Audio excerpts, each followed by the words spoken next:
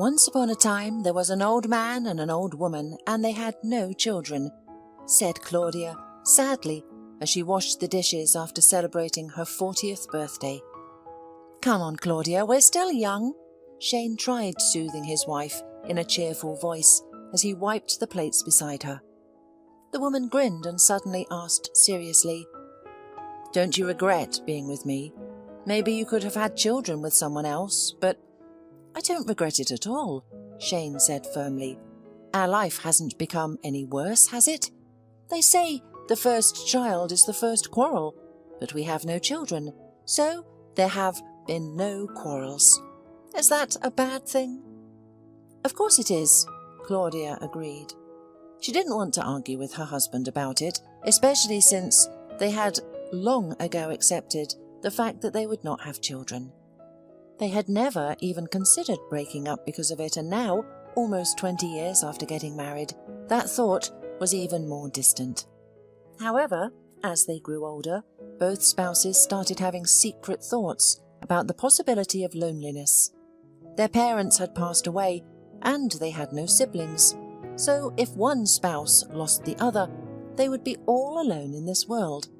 However, they didn't speak about it aloud. Why worry before it's time? Soon after that conversation, Claudia suddenly started feeling unwell and became worried. She didn't have any specific pain, but everything felt different somehow. She grew tired quickly, had unexplained drowsiness, swollen legs, nausea, and no appetite. What if something terrible had happened? How would Shane cope alone? She went to the doctor, who ordered various tests and referred her to other specialists. Strangely enough, the doctors found no abnormalities, but her condition was not improving. At first, Claudia had hidden her ailments and visits to the doctors from her husband, but eventually she couldn't bear it any longer and told him the truth. I don't know what's wrong. I am really afraid to go to the doctors. Everyone says that everything is fine, but I feel that something is wrong. I only have to go to the gynecologist, who will definitely find some abnormalities, or maybe to postpone the visit. It happens that people get sick, and then everything goes away. Maybe I'm just tired. Don't say that, please. You literally used to die every time you got a runny nose, and now you're saying it'll go away on its own. Dear, we're not getting any younger, and you women, they say you may be going through menopause. You can get all sorts of ailments during that time. Maybe you too. You should see a doctor. See if they'll prescribe you some medicine. Yeah, listen, you're probably right. I hadn't thought of that. That makes sense, agreed Claudia, whose mood was really unstable due to her health problems. Every now and then she wanted to cry. Having calmed down his wife, Shane went with her to the doctor, saying that he would wait near the clinic. And he didn't recognize his wife when she came out. She looked so amazed and enlightened. What is it? What did the doctor say? He asked. Well, he said that in 6 months our menopause will be born. Claudia replied with a broad smile. Who will be born? Shane did not immediately understand. A child will be born, Shane. I'm pregnant. Can you imagine? As if not believing her own words, Claudia replied, and tears ran down her cheeks. Really? Really? Shane asked in bewilderment, not knowing whether to rejoice or be frightened by this news. Well, is that a good reason to joke? I'm telling you in all seriousness. I told the doctor that I was probably going through menopause. She looked at me with laughter and said, Menopause? You're 3 weeks pregnant. Maybe more. I did not believe her, and she told me, the matter is yours, of course, but you will need to take care of yourself because the baby will still be born, regardless of your belief. And she was laughing at me, and I'm standing here, laughing and crying too. What is it, Shane? It's been 10 years since we dreamed of anything like this. We've accepted that God didn't give it to us. That's it. And this news. Claudia, you're kidding. Shane still couldn't believe it. Stop joking. Is it really true? It's true, and you are right. We're not such an old man and an old woman. We're young parents." When the couple walked home from the outside, they seemed young, in love, perhaps even a little champagne. They laughed, they hugged, they chatted, they were happy. As they approached the house, Shane came to his senses and gently took his wife under his arm. "That's all very well, Claudia, but you must take great care of yourself. How are you feeling? And anyway, what did the doctor say about what you may eat, what you may drink, how to behave in general?" "The doctor said everything is going well. Now I'll have to visit her regularly, get checked, have tests, go through all the procedures that will be prescribed. It's just like any other pregnancy. Nothing special. It's not like I'm an alien, so there's nothing unusual about my condition. I have every chance of having a baby at term. Of course, I feel not very well, but many pregnant women feel like this, or maybe even worse, I don't know." But no matter how much Claudia cheered up, she didn't feel very well. The doctors reassured her that it was only natural, and when it turned out, after the ultrasound, that she was carrying twins, everything became clear. Your body is not so healthy as in your 20s. You're giving birth for the first time, and even twins. So, all your ailments are quite natural, and they do not require any medical intervention. Just take care of yourself, rest more, and if possible, walk in the fresh air. It was understandable, but it didn't make the poor woman feel any better, and neither did her husband. Shane suffered almost as much as his wife, agonizing over the fact that he couldn't do anything to help.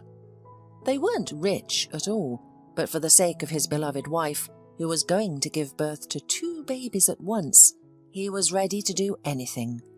But Claudia understood perfectly well that her condition would only be relieved by childbirth, so she didn't show any special demands, and she didn't have the strength for them either. And Shane's friends even teased him a little. "I think you're taking the pregnancy even worse than your wife. You've lost weight, you're exhausted, doctors are watching her, and I've read that late kids are the most successful." But unfortunately, no one realized that Shane was more worried because his wife was having a hard time, and he couldn't help her. And soon, to everyone's joy, the day came when the twins were born. Charming, healthy baby girls. The parents were overjoyed. That's why they had waited so long, for the sake of becoming a father and mother of 2 such wonderful girls. They named them in honor of their parents, who had never met their grandchildren. Nina and Alexis grew up without any problems. They were healthy and intelligent, as if justifying their status as late and very promising children. They looked very similar, but they differed from each other in character and hobbies. Alexis was a quiet girl who loved animals and dreamed of becoming a veterinarian, and Nina, more lively and sociable, practiced gymnastics and wasn't in a hurry to choose a profession. Despite all these differences, the sisters got along very well with each other, and their mother and father couldn't even remember a time when the girls caused them any trouble at home. They did well in school, were polite and active, and willingly helped their mother with household tasks. If anything worried their parents, it was their own age. It would be nice to be a young mum," Claudia sometimes sighed. "Age really makes itself felt. I can't run and play with my daughters like others, and I'm always afraid that someone will ask who I am to them, their mum or their grandmother. So I have to look younger all the time, but I don't know if I can keep up or not. How old do you think I look?" "Honey, you don't look like our daughter's big sister. I look more like a grandfather, but that doesn't bother me much." "Well, so what? I'm not going to dye my hair or my eyes. I'd rather look like a grandfather than a clown," replied Shane, and hugged his wife tightly. But the wife had another reason to worry. "And they also say that late children become early orphans. Think about it, when they're 20 years old, we'll already be in our 7th decade." "Stop it, Claudia. That's ridiculous to listen to, honestly." Do you think our daughters would love us any less if we looked any different? Have they ever told you that you're not young enough to be their mum? And I don't think we should pay attention to anyone else's opinion, especially since I've never heard anyone else call me old, let alone you. Yes, we're practically the same age, and everyone thinks I married a young girl. Oh, it's all your compliments. His wife waved away, still flattered by Shane's words. It's better to give compliments than to make such predictions. You're burying us, and then you're writing us off as decrepit old men. Honey, live in peace. We're healthy. Of course we're not young, but not ancient either. You have strength, everything's all right. But for some foolish reasons, you're looking for trouble. Don't anger God, her husband reproached her with discontent, who really did not like this trait in his beloved's character. But that's how Claudia was. When everything was going too well, she began to fear that soon they would have to pay for their good fortune with some misfortune. And indeed, misfortune struck in her life. So she kept worrying, no matter how much her husband reproached her, and no matter how much she scolded herself. Indeed, their life was very calm. They married for love, lived harmoniously even when they were alone. And when their daughters were born, Claudia and Shane couldn't be happier with their little princesses. And although their financial situation wasn't the best, as Claudia no longer worked and dedicated her time to their children, they tried not to deny their daughters anything. Luckily, the girls weren't particularly demanding. They didn't have time for such things. They were occupied with their own studies, leaving no time for frivolities. Besides, the sisters were best friends to each other. They didn't need to compete with other girls in terms of clothes or toys. They had everything in common. And on the 15th birthday, Alexis suddenly asked for a special gift, a dog. They had been talking about how much she wanted a four-legged friend for a long time, but until now, her parents had discouraged her. She already had pets, hamsters and parrots, but her parents were persistent in their refusal to get a dog, telling her to wait. When you grow up, you'll definitely get a dog, but for now, you and Nina are still young. You have to walk the dog, take care of it. Who's going to take care of him? Your mum? For a while, Alexis reluctantly agreed to wait. But on the eve of her 15th birthday, during the summer, a neighbour's dog gave birth to puppies. It happened at their summer house. Alexis saw how adorable little cubs were frolicking on the neighbour's property, and she became determined. She declared that she wanted a dog, and it had to be Alibi. Are you crazy, daughter? Do you really want Alibi? They have such a dog as a guard, and it's such a huge creature. Why do we need such a dog? It will just be a machine for destroying food. Shane was horrified. And produce so much waste, echoed her mother. It will suffocate us with its fur alone. You can't wipe a dog like that with a rag after a walk in the bathtub. No, I'm strongly against it. But Alexis was too persistent, and they soon realized that, without an alibi, they wouldn't be able to return home that summer. Alexis swore that they wouldn't feel any inconvenience from having a dog. Honestly, I'll take care of him myself. I'll clean up after him and do everything. And as for food, don't worry, I'll get a part-time job. I'll put up ads or distribute flyers. There are plenty of other jobs. And who will study for you? Nina? At least you should tell your sister that it's not a good idea. The parents tried to get their other daughter on their side, but as usual, she sided with her sister. No, having a big dog is great. No one will bother us. Everyone will be jealous. It's not like having a chihuahua, but a dog like Alibi is almost like a person. In short, in the confrontation between the children and the parents, the girls won, of course. The neighbour agreed to sell them a puppy. Alexis chose the one she liked the most and named him Charlie. Everyone immediately fell in love with this little boy, who was already the size of a human toddler. He was cute, fluffy, mischievous, but already smart and well aware that his main and only mistress was Alexis. He also loved the other members of the family, but Alexis was his supreme being. Once, when her father scolded her sternly, Charlie even growled threateningly at him, although in general he was a very friendly dog and incredibly cute as a puppy. No passerby could pass by without being captivated when Alexis took her little furry friend for a walk, but it was already evident that he would grow up to be a huge dog. Sometimes, while caressing the puppy, Claudia would say, "Oh, Charlie, if only you could stay forever as a little teddy bear. Such a cute, mischievous boy. But you'll grow up to be a good calf or even a bull." Alexis fulfilled her promise and took great care of Charlie.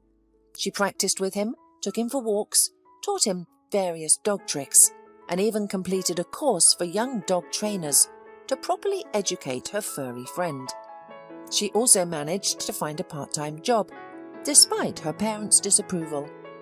Of course, they could provide for the dog, and Alexis needed to focus on her studies. However, she realized perfectly well that support for her, Nina, and their four-legged companion was not easy for her parents. Charlie had a big appetite and required high-quality food for his well-being. To make matters more challenging, Charlie grew much faster than children do. Another problem was that soon only Alexis was capable of taking Charlie for the walk. He had become a big, strong, and highly active adolescent dog. It was difficult to keep him on a leash, and letting him roam freely was out of the question, due to people's fear of such a large dog potentially attacking them. Though Shane and Claudia occasionally expressed regret over Alexis's choice, she was content. "I can walk at night now, and no one can touch me," she said. "But why do you need to wander the streets at night?" her father would ask. "It's Nina who has picked up that trend, but at least she has a beau accompanying her." Indeed, Alexis's younger sister already had an admirer at the age of 16. They often went out together in the evenings. However, Shane and Claudia were not overly concerned. They had known Isaac for a long time. He was a decent guy from the same school as the sisters, just a year older, and came from a good family.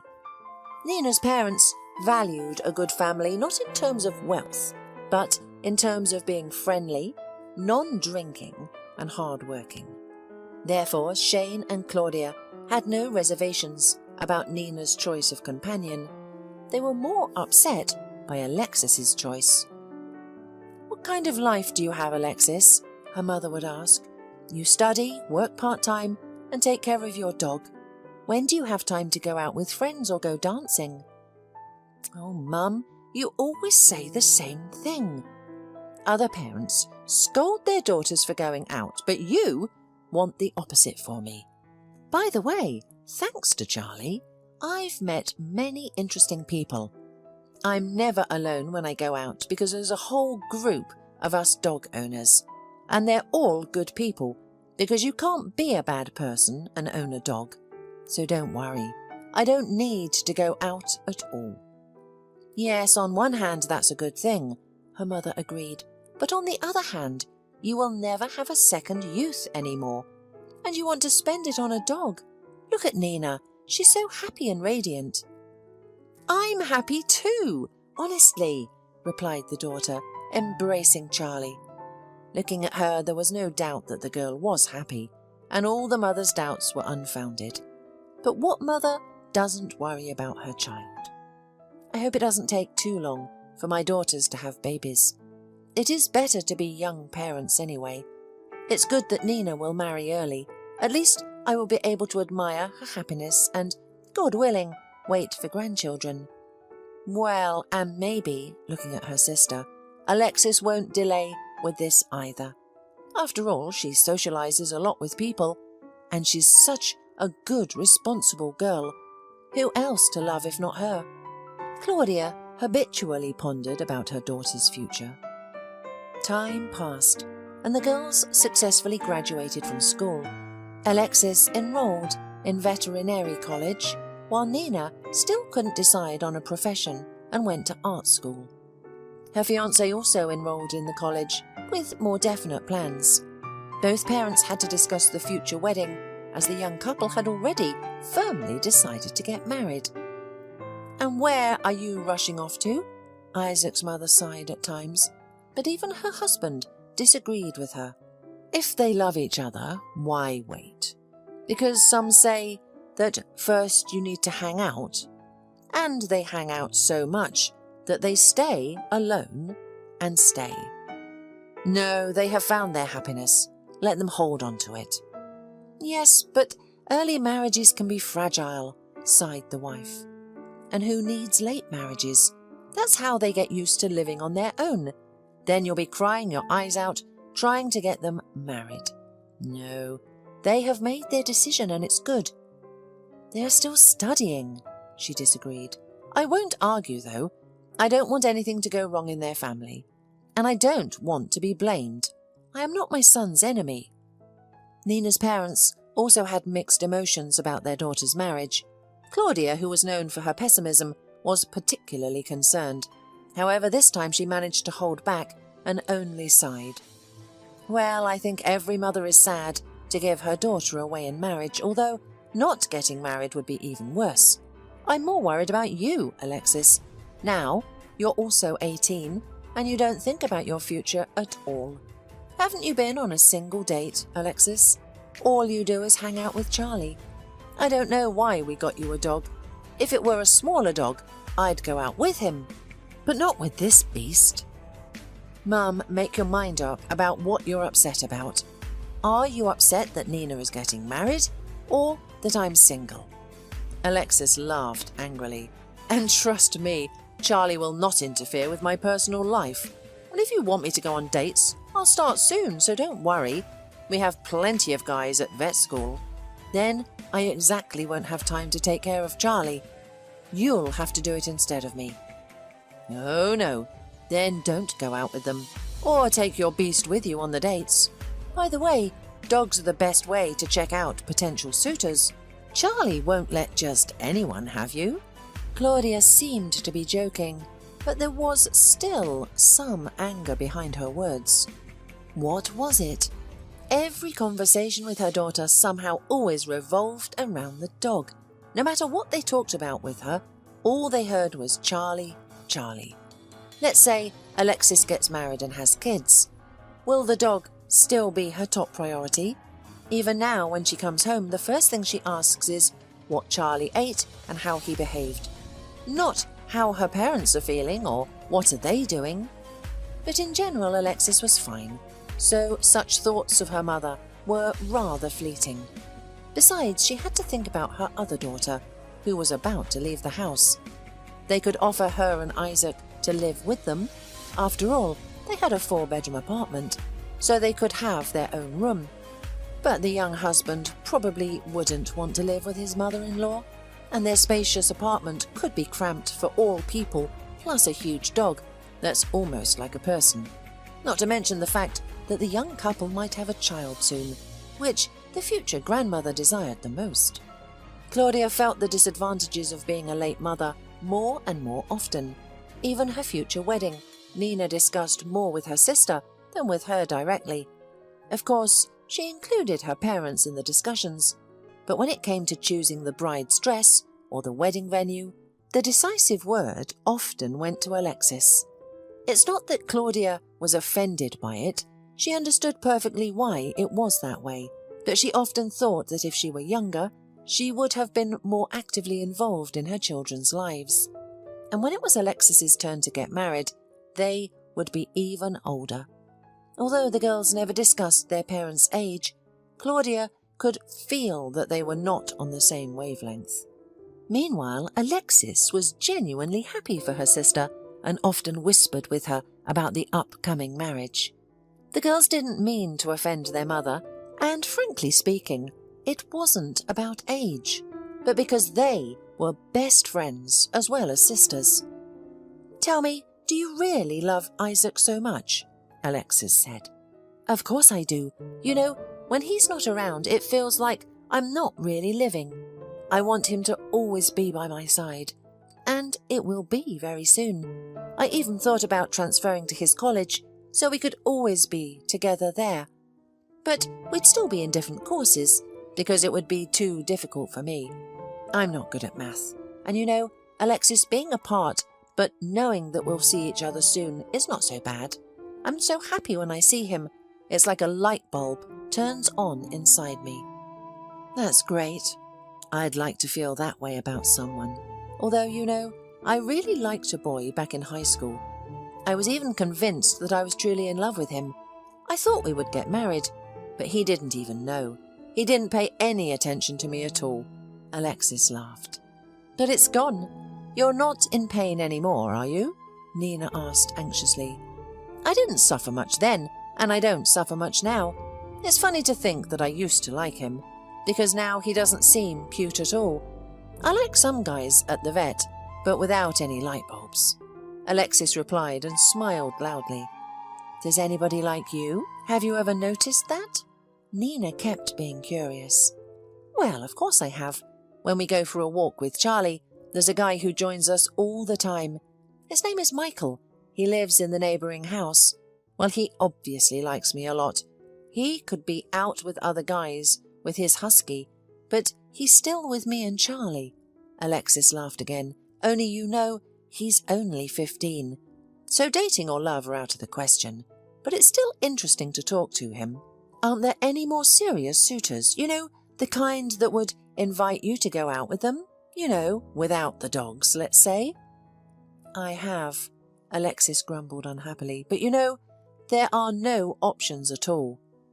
One adult man with 2 dachshunds, I do not know. He is about 30 years old, probably, or more. He even hinted that it would be nice to date, but I blew him right off. And another one, he's with a border collie. You've seen him. I think the dog's name is Sherry. He was hitting on me too. But you know what? He's married. I try to stay away from him now, of course, if he's out with his dog. I'm ashamed even to be seen by his wife now. Oh, why should you be ashamed? You weren't flirting with him, were you? Of course not. I didn't even know how to do it. In fact, I don't know if I'll ever get married. I don't feel like it. Although when we were picking out a dress for you, I was looking for one for me too. Will you let me try yours on? Or is that bad luck? Of course, you're not a stranger. You're my own sister. And what's more, you're my twin. You and I are almost one and the same. That is, you're my other self. Nina laughed. She was so happy on the threshold of the wedding, so beautiful when she measured her outfit. Isaac seemed to have equally strong feelings for his bride. He, too, tried not to leave Nina's side for a day. At every meeting, he rushed to her as if he hadn't seen her for a year, even if the separation lasted only a few hours. It was hard not to envy such a feeling and wish the same for herself. Isaac was a loving, reliable, smart young man. When he became a fiancé, he matured a lot, became a serious person, looked not like a boy but like a man. And after he passed his driver's license, his father entrusted him to drive his car, which worried Claudia a little. Every time he and Nina drove somewhere together, she always worried. Well, I would be okay if they were only in the city, but they go out of town and on the highway. They can speed up. Isaac isn't an experienced driver. He's just got his license. It's understandable that I'm worried, but who wouldn't be, she often said. Meanwhile, the wedding day was steadily approaching. Everyone was already counting the hours until the registration. A few days in advance, the bride and groom went to the restaurant chosen for the banquet. They took Alexis with them as the main consultant. Be careful, Claudia reminded them. She and her husband went outside to see the young people off and to take Charlie for a walk. But suddenly, the dog began to behave strangely, became anxious, whimpered and rushed to his mistress. And it was really unusual because before Alexis often left the house on her business without Charlie, and he was always quiet. Well, what are you, Charlie? I won't be long. I'll come home soon. I'll bring you something tasty, and in the evening we'll go for a walk. For a whole 2 hours. Honestly, you'll go to the playground and meet your friends. With Wolfie and Richie. Wait a bit. We'll be there soon. Dad, hold him. Great, you've totally spoiled the dog. I'm not going to walk him for hours, just to meet his needs, that's all. Just don't cheat. In the evening you should really walk him, so that his paws are tired, and he sleeps like a dead man, or rather dead dog. Alexis embraced her pet once again, making all sorts of promises, but it didn't seem to calm him down. As she got into the car and waved her hand at Charlie, the dog went berserk and chased after them with a long howl, causing Shane to struggle to hold the leash. What's wrong? He's going to drag me along. What a strong dog. Let's go home. Your mistress will be here soon. Oh, she spoils the dog. I can't imagine what she'll do to her children if she pampers them like that. Shane, they shouldn't have left. The dog must have sensed something. Claudia wailed in fear. Should we call them? Should we bring them back? Are you okay? Well, let's bring them back then. Let's let the dog ruin their plans and yours. Go home, Charlie. Where's your home? Let's go. Come on, Claudia. The dog just misses her. It broke my heart when he howled. It's not a good sign. Come on, Charlie. Come on. Honey, don't pull Daddy. You won't catch up with the car anyway. Soon Alexis will be back and you'll go for a walk. Oh, I can't calm down. I feel something bad is ahead, the distressed mother said, and almost passed out with anxiety. Meanwhile, Shane kept persuading her. The dogs don't sense anything. Be quiet. Remember, have any of your bad omens come true? No, never. So calm down. Aren't you tired of always seeing the negative side of things? Shane himself was anxious inside too. He didn't know why, whether it was because of the dog's behaviour or his wife's distress. Mostly he blamed Claudia for actually scaring herself, which in turn frightened him. Surely it was the result of her superstitious nature. She believes all sorts of nonsense. Soon she'll start going to some fortune tellers to remove curses or something, he thought with annoyance. At home, Charlie seemed to calm down, lying down in his spot, resting his head on his paws and staring off into space. Well, you see, he's lying there quietly. He doesn't need anything, said Shane, who had noticed a big tear rolling down from the dog's eye. And it's time for you to calm down. You're getting all worked up. Take a pill for your blood pressure. What does that have to do with it? You know, anything can happen on the road. What could happen? They're not going to the North Pole. It's just a short trip. You could have gone with them, though, because they could go overboard with their expenses. You would look at the budget. This change of topic had a calming effect on Claudia. She started talking about how much money they had set aside. But what are we going to do if Alexis decides to marry soon? Come on, we'll figure it out. I don't think she'll be leaving anytime soon. There's still a year or two left. We'll save up. No sooner had the couple distracted themselves with talk of business than a long, chilling howl came from the living room. Charlie lifted his head and let out a hopeless howl. Claudia clutched her heart and, without saying a word to her husband, began dialing the phone numbers of her daughters. They're both not answering, Shane, she said to her husband, who was also looking at her in fear. What should we do? And then the phone, which she still held in her hand, rang. Claudia cried out in surprise and, without looking at the screen, threw the phone onto the sofa as if it were a ready-to-strike snake. No, she weakly cried. No, I'm not going to answer, and slowly approached the door. Shane picked up the ringing phone, put it to his ear, and listened for a long time. Then he sank into a chair, looking back at his wife, who stood frozen. Her pale face expressed both horror and understanding of what her husband had just heard. The car, in which their daughters and Isaac were driving, collided head-on with a truck on a dangerous turn. The collision left no chance.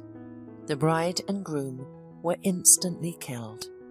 Alexis survived, but she was in a coma in the hospital. Instead of a wedding, the parents now faced a funeral. Nina was dressed in her wedding dress and veil. The groom was buried nearby, in the very suit he was going to wear for the wedding. Isaac's parents had an older son, while Nina's parents were left only with the hopes for Alexis's recovery, although there was little hope left. The doctors did everything they could, but it yielded no results. They exhausted all means, not wanting to let go of this young, vibrant life, but it was not enough. Father and mother turned from elderly, but quite sturdy people into decrepit old men in one. The world for them ceased to exist, lost all its colours, narrowed down to the hospital room where Alexis was lying. Every day they visited her in a hospital, hoping for a miracle, and the faithful dog eagerly awaiting their return. But every time as they entered with heavy hearts, Charlie dropped his head in disappointment, understanding that there was no good news. He barely ate and rarely ventured outside, preferring to stay home, occasionally whimpering in his sleep. "Quiet, Charlie, quiet," Shane soothed, gently stroking the dog's head. "Your mistress will come back. She promised. She'll be cured and come back." However, with each passing day, their belief in miracles dwindled, and even the doctors had lost faith. They sympathetically looked at the parents and kept saying that they should wait and hope, that the human brain was too complex and everything was possible. But it was clear to Alexis's parents from the look in their eyes that perhaps not everything was possible. They were already being prepared for the worst outcome. But how can one be prepared for that? The depressed father and mother arrived at the hospital, enviously looking at other visitors who had brought bags of treats. It was a sign of hope. Meanwhile, their daughter was sustained solely by IV drips, a testament to their unfulfilled hopes. Inside their daughter's room, they gazed at her motionless body, longing for her recovery, uncertain if it would ever happen. Even the doctors refrained from entering the ward, exchanging only sympathetic gestures with the inconsolable parents in the corridor. However, one young doctor stood out, catching Claudia's attention. She sensed that his concern for their daughter went beyond his professional duties. Yet Alexis was not a sleeping beauty who could be awakened by a kiss. Love alone could not conquer this battle. What a beautiful couple they would have made, thought the grief-stricken mother. One day, upon entering their daughter's room, the parents encountered a concilium of doctors. Realizing that the fate of their child hung in the balance, they stood motionless by the door, for their lives depended on the outcome. The doctors turned to face the two grey figures, barely noticeable, if not for their bright blue shoe covers. It was the young doctors who addressed them. "Let's not conceal the truth. Your daughter's condition is critical.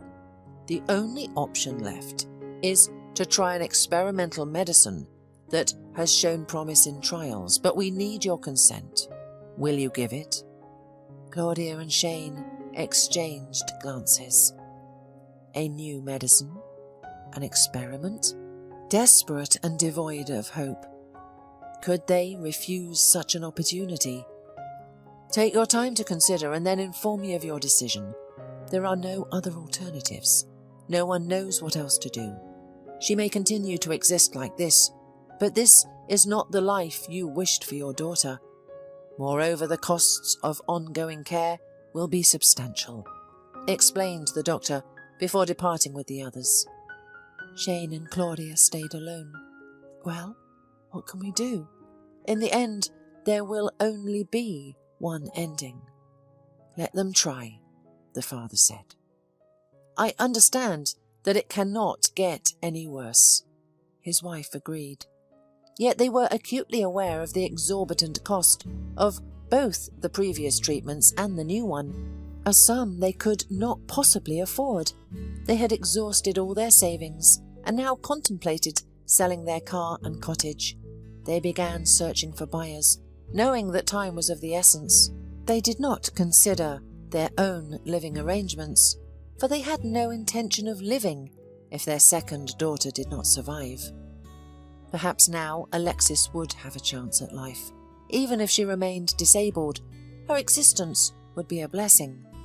Come on, Shane, let's agree. What choice do we have? Yes, the doctor is young and may lack experience, but I can see his genuine concern for Alexis. He wants her to recover as much as we do, since there are no other options. You're right, Claudia. She cannot endure this state indefinitely. Something has to change. With their decision made, they visited the doctor's office to convey their agreement to proceed with the new treatment. Returning home, they anxiously awaited news from the hospital, aware that the treatment had yet to commence. But then, unexpectedly, Charlie, seemingly understanding their plight, lifted his head once again, his eyes brimming with hope as he looked at his owners. Well, Charlie, Claudia sighed, stroking the dog, either Alexis will return to us, or we will go to her. Stay calm, don't rush, she said, noting the dog's apprehension and whimpers. It's easier with a dog. They'll probably just put him down when the owners are gone. Who would want such a huge dog, even used to other people? Or maybe he'll just die of boredom. That happens to dogs too. Yes, he was young, but he was really on the verge. You go eat a little, or Alexis will come back and won't recognize you. Look how thin and shabby you've gotten, just like me and her father. The dog, as if understanding Claudia's words, wandered into the kitchen. He had really lost a lot of weight after what had happened, and now, apparently, he decided that it was necessary to tidy up a little for the arrival of the mistress. Shane and his wife hadn't eaten much themselves, and they didn't have the energy to cook, and now Claudia decided to cook something, otherwise her daughter would really get well while they'd collapse. True, it was still unknown whether Alexis would recover, and what would be the most favourable outcome. What if she remained an invalid, unable to care for herself? This was something they had not asked the doctors about. So more time passed, and it became clear that, alas, the treatment did not work. Alexis remained in the same condition. Dr. Milmore himself almost cried, telling them about his failure. He realised that this simply kills the parents, who were so hopeful for the recovery of their daughter. Of course, it was not his fault that the treatment did not work. He himself sincerely hoped for it. But now he had to tell the parents the worst part. Since the treatment isn't working and there's no hope, you should think about taking off life support. I am really sorry, but there is not even a little hope. The girl is only suffering by staying in such a state. Shane and Claudia had no more tears or words left, only nodded. They understood everything. It was useless to torture their daughter. There was no hope anymore. To leave her in such a state, even if there was money, was simply cruel. Dr. Milmore apologised and left the ward, leaving his parents alone with their dying daughter. He had nothing more to say to them, and they had no words left, only to say goodbye to Alexis. Well, daughter, you see, we tried, and nothing worked, said Claudia, taking her hand. God willing, if you meet Nina there, tell her that we are deeply grateful to you both for the years you've been with us. And she stepped back, letting Shane say goodbye to his daughter. He too walked over and took Alexis's palm in his hands. He didn't have time for saying anything. From the corridor came some shouting and strange but very familiar dog barking and the stomping of heavy paws. It was Charlie.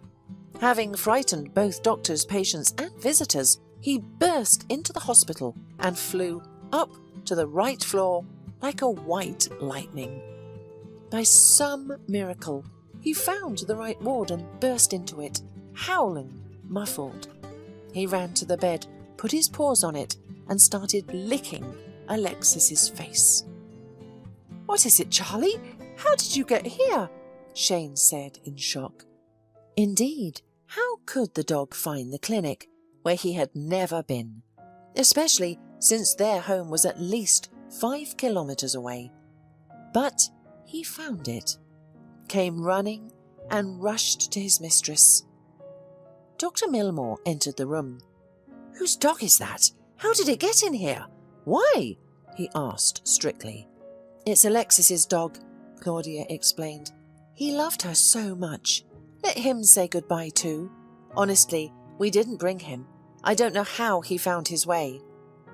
The doctor nodded and left the room.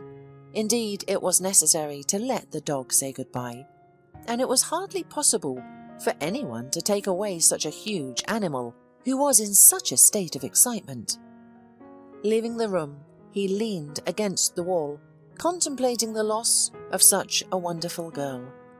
Suddenly, he heard the beeping of sensors, indicating that the patient was regaining consciousness.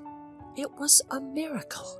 Alexis opened her eyes, and her gaze was quite meaningful. The first thing she saw was the dog's face. With a wheeze from her parched throat, she whispered, "Charlie." She recognized her mother and father, although she initially had no memory of why she was in the hospital. Days went after days, and Alexis started recovering slowly. Her intelligence was intact, and her muscles had not atrophied too much. Later, her mother asked if Alexis had heard her and her father talking to her while she was unconscious. Alexis said she hadn't heard anything, only the dog barking.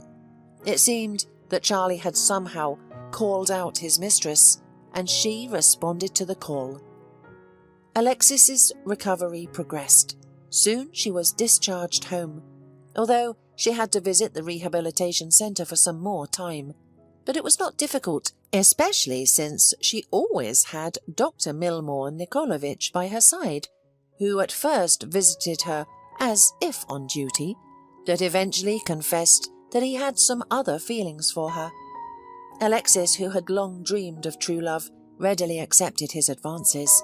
Besides, she needed a guide, and with Dr. Milmore, it was not difficult to go to the cemetery or to walk with Charlie.